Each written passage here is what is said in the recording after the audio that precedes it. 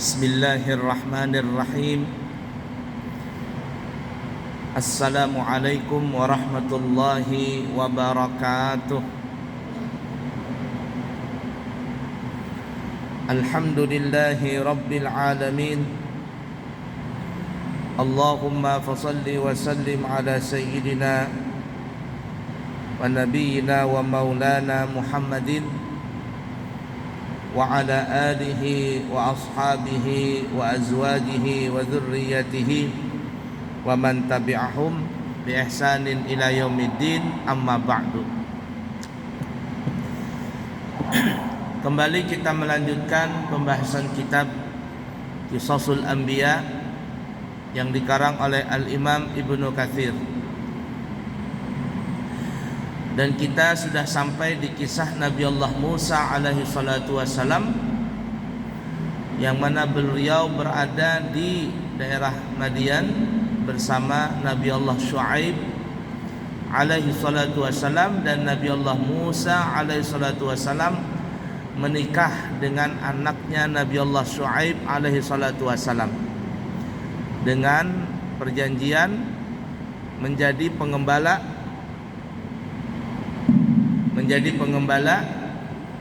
ternak kambing Nabi Shu'aib selama 7 tahun, tapi digenapkan menjadi 10 tahun. Nah, disitulah nanti Nabi Allah mendapatkan mandat menjadi Nabi dan Rasul, resmi diangkat menjadi Nabi dan Rasul, dan nanti disuruh untuk berdakwah kepada Fir'aun dan seluruh rakyat di kerajaan Fir'aun agar masuk ke agama Islam. Bagaimana kisahnya? Disebutkan di dalam surah Al-Qasas ayat 29 sampai 32. A'udzu billahi minasy syaithanir rajim. Bismillahirrahmanirrahim.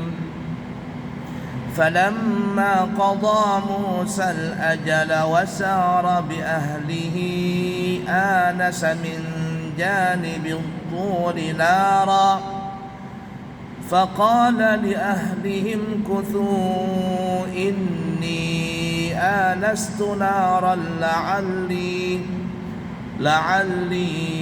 آتيكم منها بخبر أو جذوة من النار لعلكم تصطلون فلما أتاها نودي من شاطئ الوادي الأيمن في البقعة المباركة من الشجرة أي يا موسى إني أنا الله رب العالمين وأن ألق عصاك فلما رآها تهتز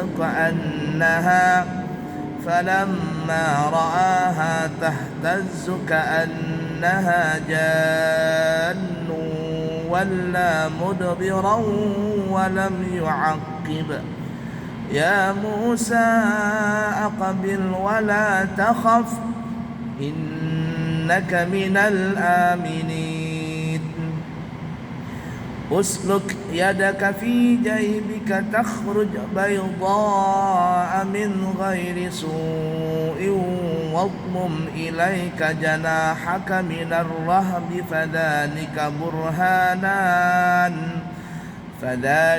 برهانان من ربك إلى فرعون وملئه إنهم كانوا قوما fasiqin.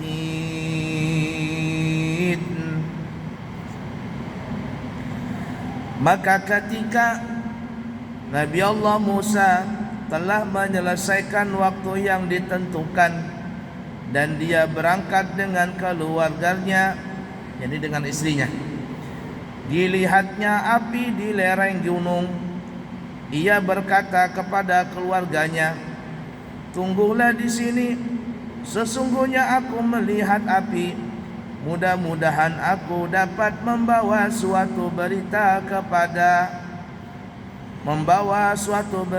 kepadamu dari tempat api itu, atau membawa sesuluh api agar kamu dapat menghangatkan badan." Maka tatkala Nabi Musa sampai ke tempat api itu, diserulah dia dari arah pinggir lembah yang diberkahi, dari sebatang pohon kayu, yaitu, "Wahai Musa, sesungguhnya aku adalah Allah, Tuhan semesta alam, dan lemparkanlah tongkatmu." Maka tatkala tongkat itu menjadi ular, dan Nabi Musa melihatnya bergerak-gerak seolah-olah dia seekor ular yang sangat gesit, larilah ia berbalik ke belakang tanpa menoleh.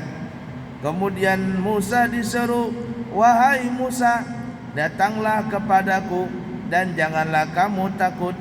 Sesungguhnya kamu termasuk orang-orang yang aman. Masukkanlah tanganmu ke leher bajumu." Ini leher baju.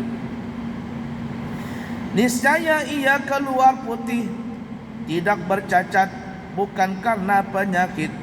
Dan dekapkanlah kedua tanganmu ke dadamu bila ketakutan. Maka yang demikian itu adalah dua mukjizat dari Tuhanmu yang akan kamu hadapkan kepada Fir'aun dan pembesar-pembesarnya. Sesungguhnya mereka adalah orang-orang yang fasik." Shadaqallah Maulana al-Azim. Nah, di sini barulah Nabi Musa diangkat menjadi nabi dan rasul. Apakah nanti disebutkan di sini atau tidak, wallahu alam. Cuman ada riwayat yang mengatakan ketika Nabi Musa diangkat menjadi nabi dan rasul, umurnya Nabi Allah Musa itu adalah berumur 40 tahun. 40 tahun. Sebagaimana nabi kita juga diangkat menjadi nabi dan rasul di umur 40 tahun. Kenapa 40 tahun? Dan banyak sekali ya para nabi diangkat nabi dan rasul itu pada saat umur 40 tahun. Begitu juga para aulia dan para salihin, terutama para aulia Allah itu banyak diangkat pada saat di umur 40 tahun. Kelihatan karismatiknya dan seterusnya di umur 40 tahun. Walaupun juga tidak sedikit banyak yang diangkat menjadi seorang wali kekasih Allah dari umur yang lebih muda dari 40 tahun. Tapi kenapa 40 tahun? Nah, umur 40 tahun, kalau kita berbicara dengan umur umat Nabi Muhammad yang perkiraan antara 60 sampai 70 tahun, kalau 40 tahun itu kurang lebih sudah 2/3 umurnya dia telah lewati. Artinya kurang lebih 20 tahun atau berapa tahun lagi mungkin dia akan meninggal dunia. Karena 2/3 dia sudah lewati, berarti asam, manis, pedas, asin, kecut, pahit, kehidupannya sudah pernah dia rasakan. Maksudnya karena sudah merasakan begitu banyaknya manis dan pahitnya kehidupan, itu menjadi pelajaran yang sangat berharga bagi orang-orang yang di umur 40 tahun. Dan biasanya di umur 40 tahun orang-orang yang seperti itu bisa lebih bijaksana menghadapi suasana atau menghadapi orang-orang yang hatinya gak stabil. Di umur 40 tahun itu biasanya orang lebih bisa bijaksana. Lain orang yang di bawah umur 40 tahun, apalagi masih belasan tahun, itu jiwanya jiwa labil dan jiwanya jiwa panasan. Tapi ketika di umur 40 tahun lebih stabil. Ada saya berangkat umroh ya, yang sebelum bulan puasa kemarin. 1 hari sebelum puasa baru saya kembali. Itu saya satu rombongan, maksudnya saya ikut travel, bekerja sama dengan travel Hanin di Surabaya. Nah, pemimpinnya di sana itu seorang kiai, dan ketika beliau berangkat, beliau itu pakai belangkon. Kiainya pakai belangkon. Saya sudah kenal sebelumnya, sudah bertemu dan sudah kerjasama untuk untuk travel umrah. Jadi saya bilang, Pak Yai, Abah Yai, sampean pakai belangkon. Saya bilang, saya juga di Balikpapan punya belangkon. Waktu saya ziarah Wali Songo, saya beli belangkon tuh. Maunya saya juga pakai belangkon. Apa kata beliau? Anu Abuya, katanya, ini orang yang pakai belangkon itu biasanya orangnya sudah stabil. Menurut mitos orang Jawa, kalau orang yang sudah pakai belangkon itu biasanya hatinya sudah stabil. Makanya belangkon kan buntutnya ada di tengah itu, stabil sudah. Nah, kata saya, wajar aja Abah Yai sampean pakai belangkon, karena sampean sudah membawa jamaah ini dari tahun 80-an, sudah membawa jamaah setiap bulan berangkat, bahkan sebulan bisa 2 kali. Jadi begitu bermacam-macam pernak-pernik pemikiran dan otaknya para jamaah, beliau sudah hadapi itu. Jadi karena sudah stabil, maka beliau pakai belangkon. Kata beliau, mitosnya orang Jawa, kalau orang pakai belangkon itu biasanya orang yang sudah bijaksana. Seperti itu. Nah, jadi di umur 40 tahun itu biasanya orang sudah stabil untuk menghadapi goncangan yang datang dari kehidupan yang beliau hadapi. Tapi kalau kurang daripada itu, biasanya belum kuat lagi. Apalagi masih umur 30 tahun, itu masih panasan. Di bawah 30 tahun masih jiwa muda. Di bawah 20 tahun itu masih labil, sangat labil sekali. Nah, Nabi Musa ini dalam riwayat, apakah nanti disebutkan di sini atau tidak, itu ketika beliau diangkat menjadi nabi dan rasul di umur 40 tahun. Baik, kita baca tafsirnya ya. Sebagaimana telah dikemukakan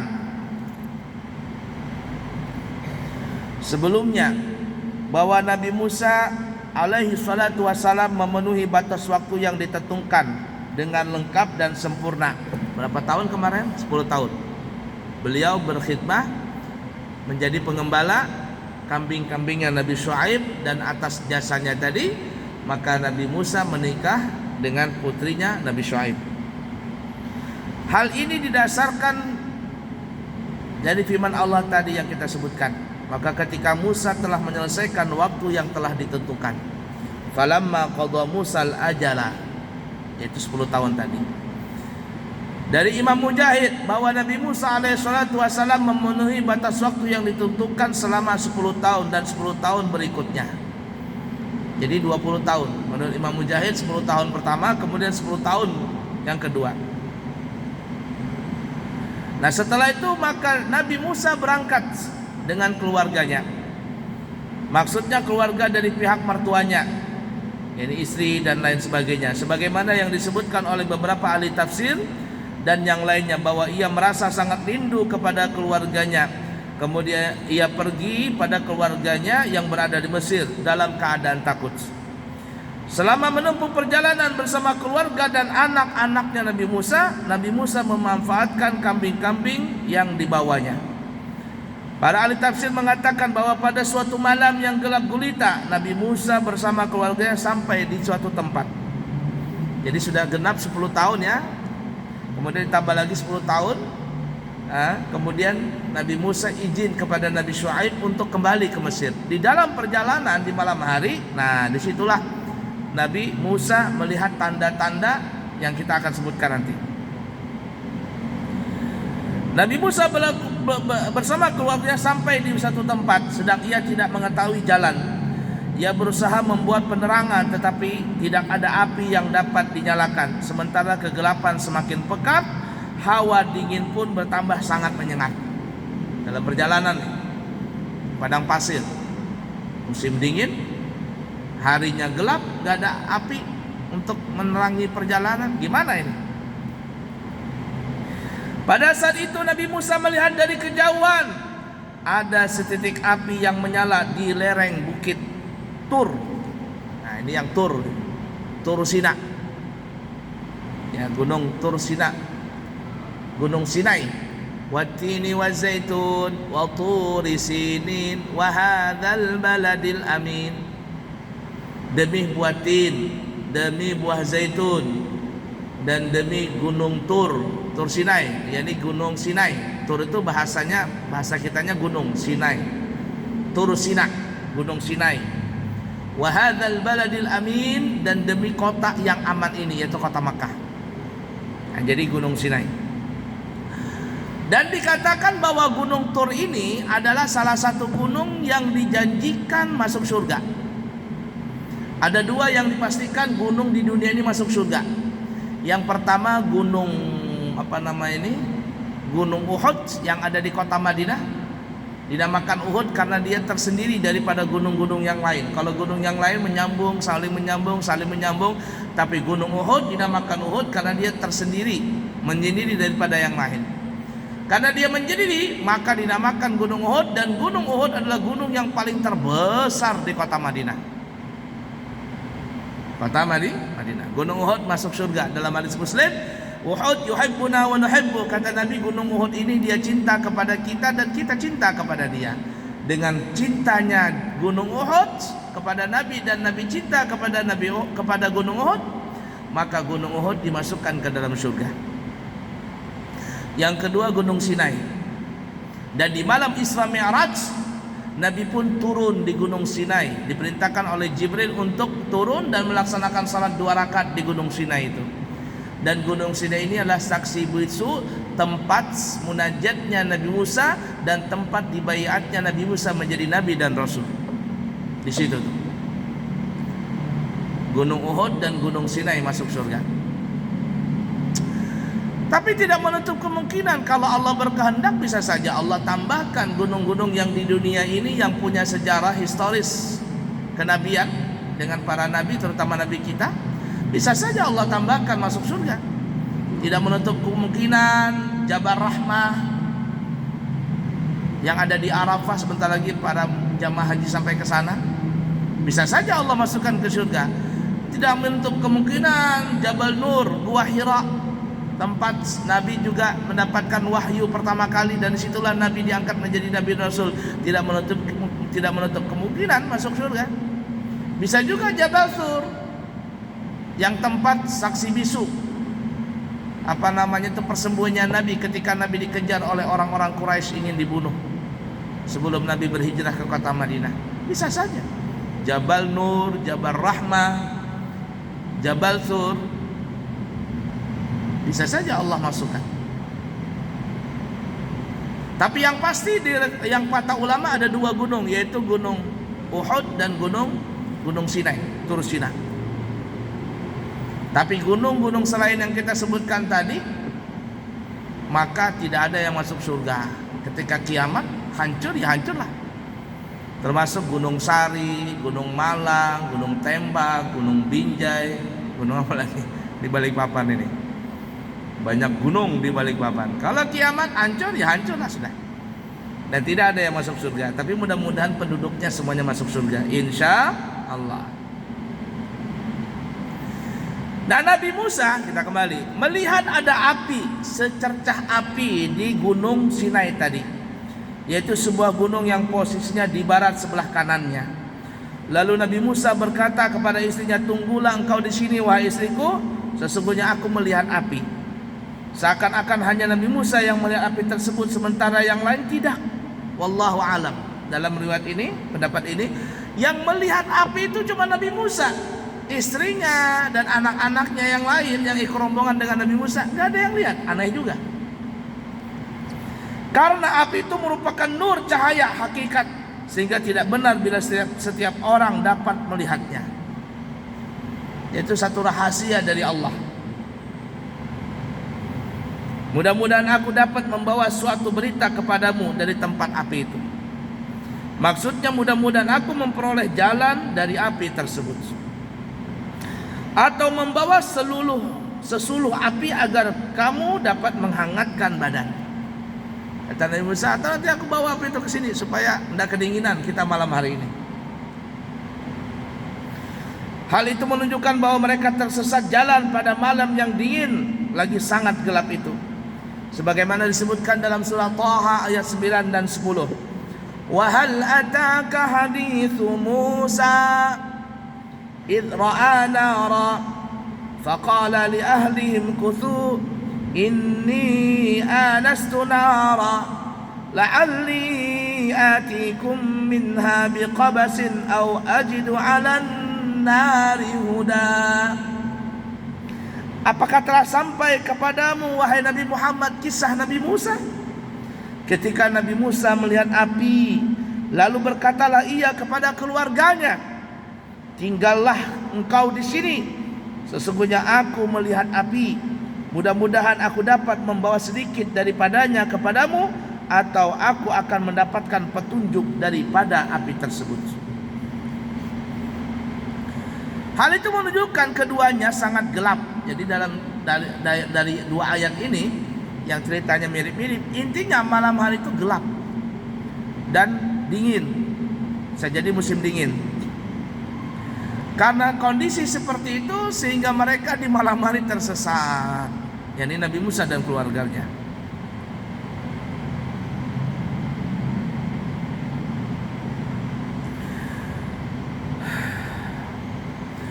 Idh qala, ya sebutkan juga dalam surah An-Naml surah An-Naml ayat 7. Idh qala Musa li ahlihi inni anastu nara sa'atikum minha bi khabarin aw atikum bi shihabin qabas la'allakum tastalun. Ingatlah, dalam surah An-Naml, ingatlah wahai Nabi Muhammad, yang diceritakanlah ketika Musa berkata kepada keluarganya, sesungguhnya aku melihat api, kelak aku akan membawa kepadamu kabar daripadanya, atau aku membawa kepadamu sesuluh api agar kamu dapat berhangat, ya, bisa menghangatkan badan. Kemudian Nabi Musa alaihissalatu wassalam datang kembali kepada keluarganya dengan membawakan satu berita. Lalu apa beritanya yang dibawanya? Musa mendapatkan petunjuk di dekat api itu. Lalu apakah petunjuk tersebut? Dan dia juga pun menangkap seberkas cahaya. Lalu cahaya apakah itu? Ada 3 di situ tadi, ya. Berita apa yang dibawa Nabi Musa? Berita apa? Kemudian petunjuk apa? Kemudian cahaya apa? Maka ketika Nabi Musa sampai ke tempat api itu, diserulah dia dari arah pinggir lembah yang diberkahi. Dari sebatang pohon kayu itu, wahai Musa, sesungguhnya aku adalah Tuhan semesta alam. Jadi di sini ada seruan, tapi bukan Allah berada di situ. Dikatakan, ya Musa, ini anallahu rabbul alamin. Aku adalah Tuhan sekalian alam. Bukan berarti Allah bertempat di situ. Ya, ada seruan.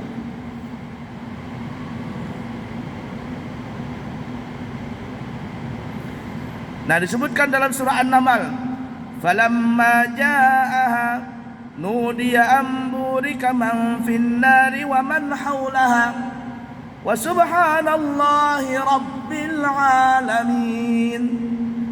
Maka tatkala dia tiba di tempat api itu, diserulah dia, yakni Nabi Musa, bahwa telah diberkati orang-orang yang berada di dekat api itu dan orang-orang yang berada di sekitarnya, dan maha suci Allah Tuhan semesta alam. Jadi api itu cuman api biasa ya, api biasa. Dan itu cuman yang bisa ngelihat Nabi Musa. Bukan api itu sebagai Tuhan. Jadi ada mungkin wah itu Tuhan. Nah, itu cuman api biasa supaya Nabi Musa bisa menuju ke arah tersebut. Disitulah nanti Allah berbicara langsung dengan Nabi Musa dan mengangkat Nabi Musa menjadi Nabi dan Rasul.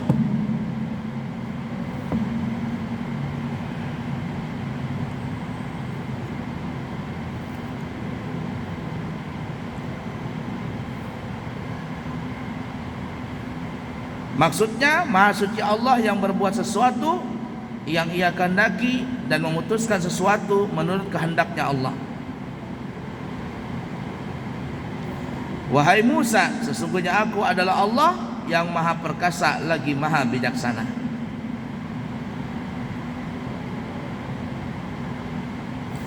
Disitulah Allah bermunajat langsung kepada Nabi Musa. Jadi mohon maaf, Nabi Musa yang bermunajat langsung kepada Allah, berbicara kepada Allah Ta'ala. Bagaimana itu? Hanya Allah dan Nabi Musa yang tahu hakikatnya, bagaimana pembicaraan itu. La ilaha illallah.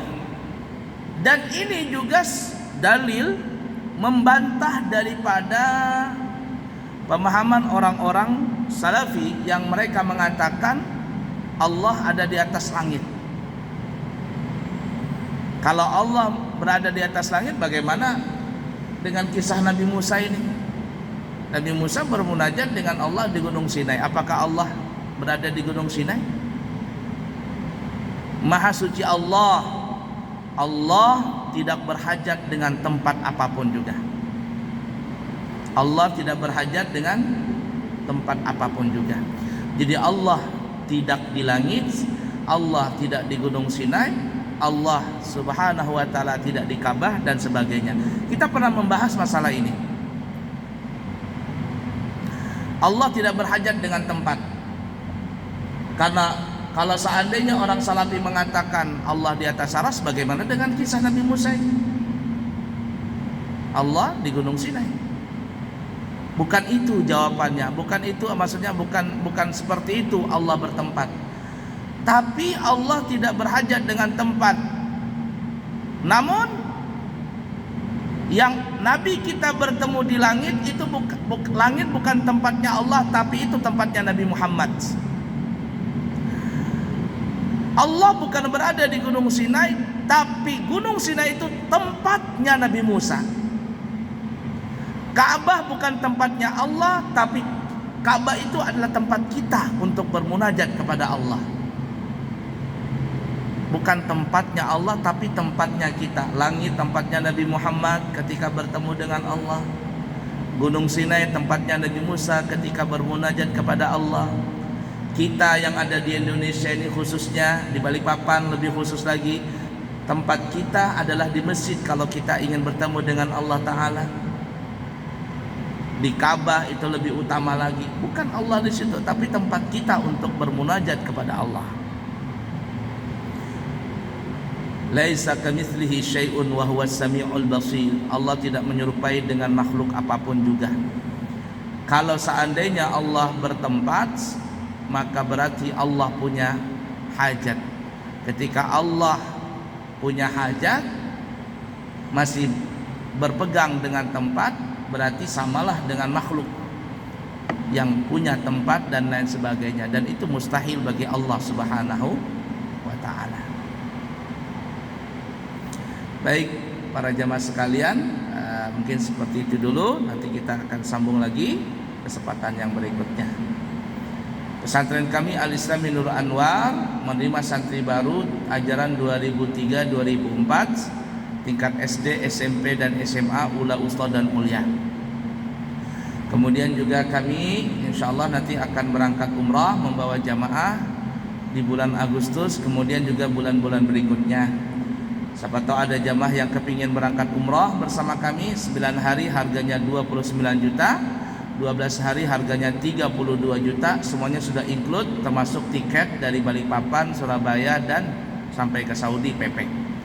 Apabila ada jamaah yang mendaftar 10 orang, maka kami gratiskan 1 jamaah. Apabila ada jamaah yang berangkat 10 rombongan, maka 1 digratiskan. Yang baik dari Allah, yang buruk dari pribadi, minta maaf minta ampun. Subhanakallahumma bihamdika asyhadu an la ilaha illa anta astaghfiruka wa atubu ilaik. Wa akhiru kalam, wassalamu alaikum warahmatullahi wabarakatuh.